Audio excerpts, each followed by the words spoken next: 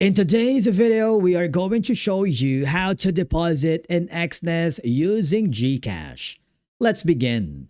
Now, the first thing that you need to do is you want to make sure that your accounts for both GCash and Exness are ready. Now, log in using your credentials, and then on the dashboard, I want you to click the deposit option and navigate to the option that you can see where GCash is. You may notice that Exness will display all the available payment methods supported in your region. Again, scroll through the list and look for GCash, and if GCash is available in your country, you will see it among the deposit options, which is going to be this one. I want you to click on it.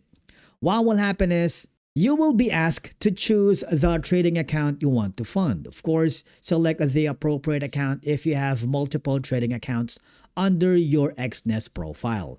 And then when you choose the payment method of GCash, you will notice that you need to enter the amount you'd like to deposit. After reviewing the details, click the Continue button.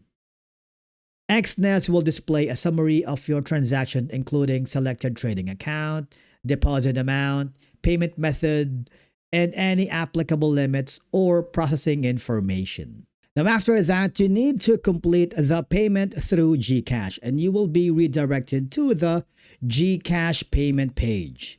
Depending on the payment gateway, you will be asked to enter your GCash mobile number and log into your GCash account. Authorize the transaction through the GCash app and follow the on-screen instructions to approve the payment. What will happen is, after successfully authorizing the payment, you'll be redirected back to the Exness account.